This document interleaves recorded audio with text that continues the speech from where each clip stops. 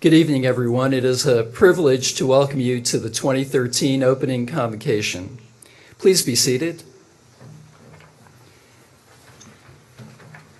Choral director Shane Lynch and the Washington and Lee Singers will open our ceremony with their rendition of It Takes a Village.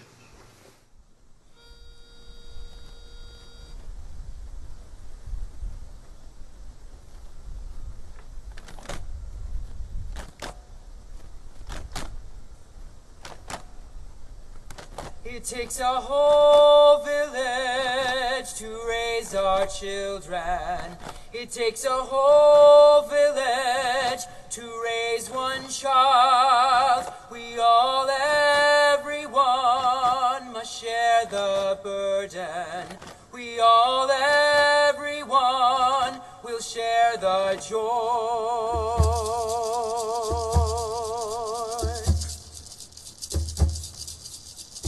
It takes a whole village to raise our children. It takes a whole village to raise one child. We all, everyone, must share the burden. We all, everyone, will share the joy.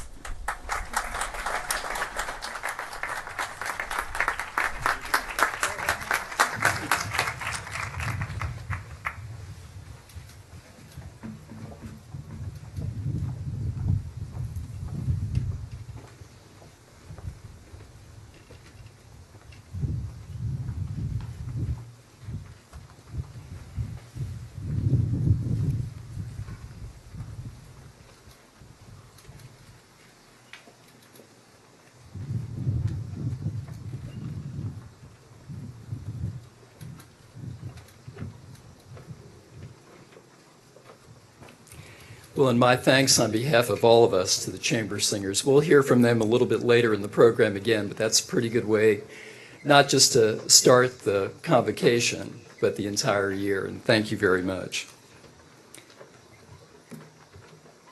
Faculty, staff, students, and friends, Trustee Cooper, it is my honor and privilege to welcome you to our opening convocation. We gather every year at this time to declare the academic year officially underway, though I am quite confident it would begin anyway, without the benefit of grand proclamations. Indeed, the law school is well into its fall semester, with the first years already speaking fluent legalese, projecting a sense of authority and confidence unimaginable 2 weeks ago. On the undergraduate side, classes have begun, although we have started in a rather different fashion this year. You attended Thursday's classes yesterday, or we hope you did. And we are pausing from classes today to observe Rosh Hashanah. In that spirit, we do want to convey our wishes for a good year to all Jewish members of our community. As we begin the year, the seniors are facing the harsh reality that each day brings another last. The last fall semester, the last requirement for a major, the last class with a favorite professor, the last opening game, the last September as an undergraduate. For the first-year undergraduates, a special welcome to Washington and Lee. Your arrival brings more to the campus than you realize. For those of us who have been at this longer than we care to admit, the academic year has a comforting rhythm to it, and fall is really our spring, a time of renewal and excitement. We are so fortunate to be in this business of working with young scholars who will make a difference in the world. Strange as it may seem, we can easily imagine you as seniors approaching your last year. Even stranger, perhaps, we can imagine you well into your careers and lives, ones that will make us proud for having played a part. Your presence is a vivid reminder why we do what we do. We welcome you as another class of bright individuals we have the privilege to teach. This opening convocation is one of 3 times when the community gathers in formal ceremony. After we adjourn this evening, we will slip into the comfort of our routines for the students, the classes, the rehearsals, the athletic events, for the faculty, the work of committees, the preparations for a new course, the task forces, the searches to fill new positions, and the grading of assignment and exams I need to remind you of. For the facilities management staff, the unending maintenance that makes our grounds and buildings so beautiful. For dining services, the ongoing task of providing for so many so often. And there are many others, the health and counseling professionals, our public safety officers, the communication staff, the registrar staff. It's a long list, but you get the picture. It does take a village, I suppose. So it is important for us to gather occasionally to remind ourselves not of our differences in our individual tasks, but of what we share in common. I worry that beyond our campus, in our society, and in our nation, we have lost sight these days of something called a common good and a shared fate. I hope we have not lost sight of it here, but the occasions to remind ourselves that we are all in this together are few and far between. Here at W&L, these academic rituals serve as those kinds of reminders. I look out right now and see a diverse group of very strong-willed, independent personalities, but I also see a community of mutual support and shared commitment. I wish all of us a great year. I mentioned a moment ago how inspiring it is for the faculty, staff, and administration to welcome a new class of students. That is because we can imagine the great accomplishments that lie ahead for you.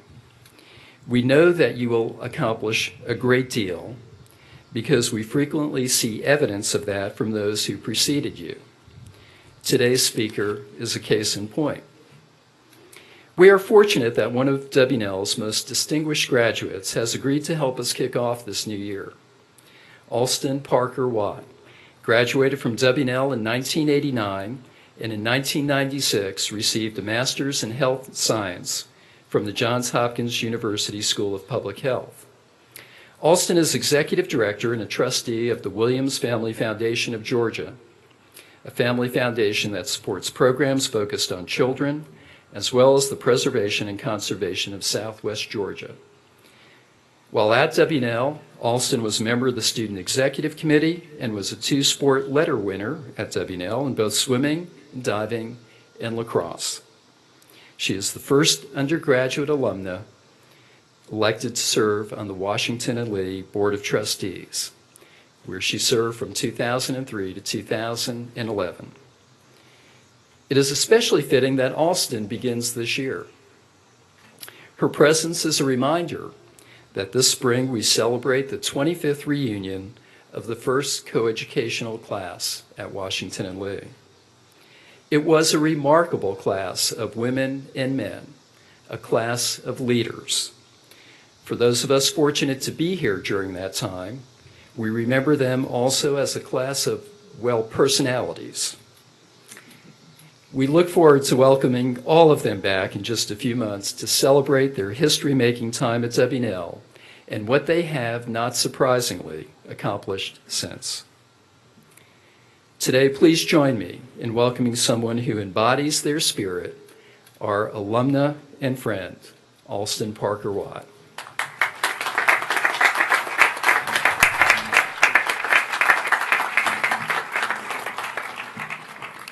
Thank you, President Ruscio. It is a singular honor to address this opening convocation. In fact, it is a great pleasure. I am delighted with this opportunity to speak to you, the faculty and staff, and the students of Washington and Lee. I also want to add my gratitude to the Washington and Lee singers. That was a rousing version of It Takes a Village. The theme of the song dovetails very nicely into my remarks this afternoon. As I stand in front of you today, it's hard to believe that 28 years ago, I was sitting in your chair as a freshman. I was full of the same eagerness and anticipation that I'm sure you're feeling right now. I felt that. Actually, no, I knew I had won the golden ticket, much like Charlie in Willy Wonka and the Chocolate Factory. You see, I first visited Washington and Lee while visiting colleges with my brother. We were both sophomores in high school, and Washington and Lee was on his list, not mine. It couldn't be. At that time, Washington and Lee was only admitting men in the undergraduate. I was merely a tag-along. However, that tour muddied my well-thought-out college selection process. Every school I visited before and every school I visited after paled in comparison to Washington and Lee. I suspect some of you here know exactly what I mean. Then, I'll never forget this. I came home from school my senior year and found the Baltimore Sun opened on our kitchen table. My mother had circled an article reporting the Washington and Lee Board of Trustees' decision to admit women in the fall of 1985. I will forever be grateful to those courageous board members who recognized that the long-term mission and success of this university would be furthered by admitting women. I also really appreciate their timing. It could not have been better. Washington and Lee was the only college I applied to. I was granted early admission, and I never looked back. So when President Ruscio called me last spring to address you at this time of academic renewal, I said yes, out of gratitude to this institution that has served me so well as a student, informed the way I have chosen to live my life, and continues to pay dividends to me as an alumna. However, when I hung up that phone, a hint of trepidation did set in. How would I do justice to this timeless tradition that sends all of you off, the entire Washington and Lee community, as you start this new academic year? I have decided to do what I believe I do best, and that is speak from the heart. In your program, you will see that my comments are titled, Make It Count. I'm going to exercise a bit of speaker's license, and I'm going to amend this title to What You Do Matters, Make It Count. The song that we heard by the singers speaks to an African proverb that asks what a newborn needs to be whole, to thrive in every way. I'm going to suggest to you today that one of the things that you and I need to be whole persons and to thrive is a deep belief in the worth of our efforts to better the world around us. Last winter, my son traveled from our small town in southwest Georgia to Washington, D.C. on his class trip. He returned with only one souvenir. It was a magnet from the Holocaust Memorial Museum that stated boldly, "What you do matters." I was struck by the power and simplicity of those 4 words. The museum's primary mission is to disseminate knowledge about the unprecedented tragedy of the Holocaust, to preserve the memory of those who suffered, and to encourage its visitors to reflect first upon their moral and spiritual questions raised by the events of the Holocaust, and then upon their own responsibilities as citizens of democracy. Simply put, the magnet reminds us that in civil society, what you do matters. Too often today, we see individuals, institutions, even governments not truly understanding the power of their actions, how their choices affect themselves, others, and finally the course of history, for better or worse. I witnessed no better example of the power of choice than in my first job after graduation. I went to work for CARE, a humanitarian organization fighting global poverty in Haiti. I'll admit it, I felt pretty certain, armed with a degree from Washington and Lee and a lot of pluck and determination, that I could actually make the place a bit better. I wanted to make my time there count. As you can imagine, the juxtaposition between Lexington and Port-au-Prince, it was immense, from order to chaos. Here in Lexington, I could depend on the bell tolling in Lee Chapel to get me to class on time. In Port-au-Prince, I couldn't depend on a light switch to provide power or a faucet to bring water. Ironically, the volatile political landscape in Haiti actually changed during the 2 hours between the time I boarded a plane in Miami and landed in Port-au-Prince. I landed as the leaders of a military coup were literally storming the presidential palace and seizing power. I am thankful that CNN was only evolving at that time, because I can only imagine my mother's dismay if she was aware in real time of the political situation. The year that ensued was wrought with political instability, curfews, and work disruptions. However, in December of 1990, with support from the Organization of American States and the United Nations, the first honest democratic elections in Haiti's history were held. It was then that I was able to help facilitate something that really mattered, something that counted. Although I was not Haitian, I was able to participate in that country's nascent act of democracy as a UN volunteer observer. My job was to verify fair voting practices.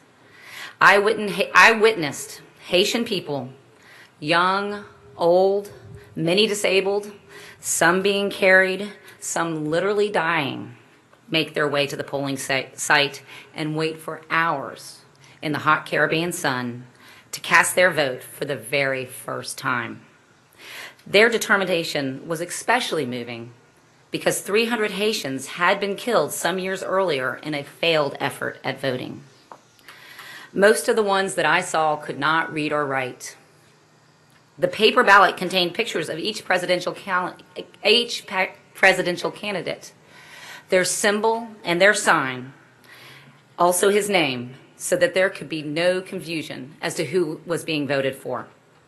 My role was to ensure that each voter was provided clear and correct instructions and to report any evidence of coercion. There were none. The turnout was stunning. Never before in their lifetime or in Haiti's long history as a nation had the people been able to participate freely in a democratic opportunity. They had never been encouraged to believe that what they did was important. But they understood this and they wanted their vote to count.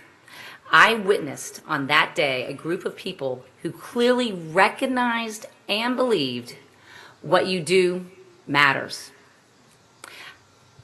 I left Haiti 2 years after landing there in the middle of that military coup. My audacious idealism that I could actually make a dent in the entrenched poverty might have been slightly dimmed by my understanding of the realities of systemic political corruption. However, I know that I was personally able to make a difference in the lives of others through my work. I know, like my Haitian counterparts voting on that historic day, that what I did mattered. So, how does this idea that each of us can matter, can impact society in a way that makes a difference, relate to all of you, the Washington Lee community, at this time of academic renewal? Well, first, let me share an article I recently read in the Wall Street Journal titled, "Greek Goddess Gets a Makeover." It describes the Louvre's decision to restore the 2,200-year-old Winged Victory, a magnificent sculpture considered one of the museum's top 5 works. It turns out that this statue was chiseled out of pristine white marble, but she is currently dingy, yellowed, and discolored. The article describes her as filthy with a grimy base. Yet when visited by visitors at the Louvre, the statue does not appear to be in decay. This is because no one has actually seen or witnessed the subtle changes of this masterpiece of art. It has happened very slowly over time. What an appropriate metaphor for what can happen when we begin to forget that what we do matters and begin slowly to neglect the standards of behavior we hold dear here in civil society. Like the gleaming marble victory, the principles and conduct become tarnished, with their original luster forgotten. You don't have to dig deep to find examples. Look at the erosion of decorum in politics these days. The framers of our country did not always agree. In fact, they vehemently disagreed on certain issues. However, they understood the importance and power of polite disagreement and finally compromise. If you listen to our elected officials today, it would be easy to conclude that civil discourse is dead. We see too many resort to the rhetoric of fear rather than focus on what is best for the common good, the public good, the commonweal, the commonwealth. This abandonment of propriety did not occur overnight. But it did happen faster than the winged victory's sheen had vanished over 2 millennia. Will there come a time when observers of our ill-mannered political conversation have no idea that it was ever different? Here at Washington and Lee, it is different. We are a place apart. We have never lost the values originally set as the enduring foundation of this great university. The sheen has never darkened, but actually only become brighter. You freshmen, the class of 2017, you now join our liberal arts tradition of rigorous scholarship, supported by the rich environment of honor and civility.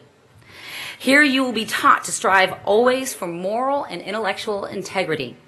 You recognize this, though perhaps, like me, couldn't quite put your finger on it when you first visited Washington and Lee. You knew this place was special, a place of educational consequence. You seniors, as you begin to look outward, you will have a lens on the world that is perhaps a bit different from your friends at other schools. You will move from this close, much beloved community into the real world. Here you have encountered a way of life that has, as the song suggests, contributed to your wholeness and made you thrive. Here your capacity to think freely, critically, and humanely has been honed in the context of honor, integrity, and civility. Out in the world, you will be armed with the knowledge and mettle to make these habits and ideals an integral part of your life.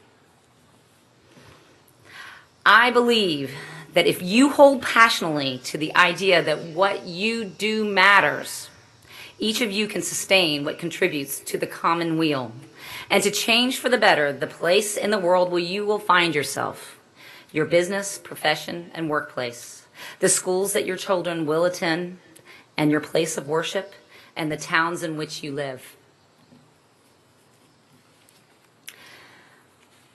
Before I close, I want to circle back on those thoughtful members of the Board of Trustees who made that decision over a quarter of a century ago to accept women, along with the late President Rousseau. President. Along with the late John Wilson, whose leadership provided a nearly seamless transition to coeducation. It would be an understatement, a true understatement, to say that their decision was not popular. The alumni base was adamantly opposed, and even a few faculty were certain that the addition of women would forever change this place. Better dead than co-ed bumper stickers populated the streets of Lexington and beyond. It would have been really easy just to punt that decision downfield. Just wait for the next board or the next president to make the inevitable decision to coeducation. However, they understood their role and responsibility to this university and its ideals. And when I return this spring to celebrate my 25th college reunion with my classmates on this beautiful front lawn, I will remember them, for what they did mattered. It mattered. They made it count for me and for all who are touched by this institution. Finally, no matter whether this is your first or last year as a student to walk down this magnificent colonnade with its worn bricks and its gleaming white columns, my hope for you is that you will embrace every opportunity that is placed in front of you. Placed in front of you by this world-class faculty dedicated to your scholarship, by the administration who have been entrusted along with you to protect and further the ideas of honor, trust, and civility on which all our university traditions are based, by the coaches and advisors who are devoted to developing you, mind, body, and spirit, and by the staff who make this place hum each and every day. As you prepare for your own journey of lifelong learning, personal achievement, responsible leadership, service to others, and engaged citizenship in our global and diverse society, remember, what you do matters, and make it count. Thank you.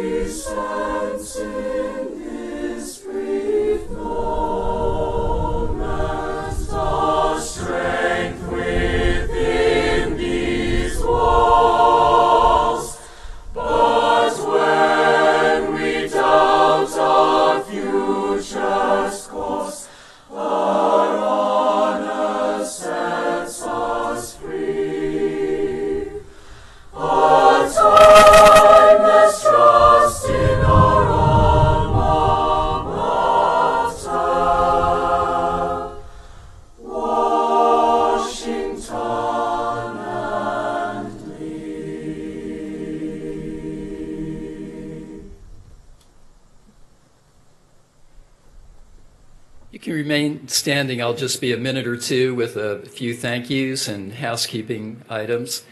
First of all, again, my thanks to the Chamber Singers for getting us off to such a great start this year. And of course, my thanks to Alston for getting us off to a truly, truly great start. I mentioned that it was a class of leaders and personalities, and she proved me correct. Imagine an entire class of Alstons coming back in spring. And I do want to extend a special welcome, too, to the 5 stars, our alumni of more than 50 years ago, who are here for the next few days. So as I mentioned to the freshmen when I met them on Sunday, I'm looking ahead 50 or so years to their reunions and looking back 50 years over your lifetimes and imagining just this 100 years of history encapsulated in just the next few days here at W&L. First, also, let me acknowledge with generosity the class of 1942, whose gift supports the opening convocation each year. And let me thank again, and in advance of what they're going to do for us in just a few minutes, the dining services staff for the wonderful meal that awaits on Cannon Green. So please join us there, and we are adjourned.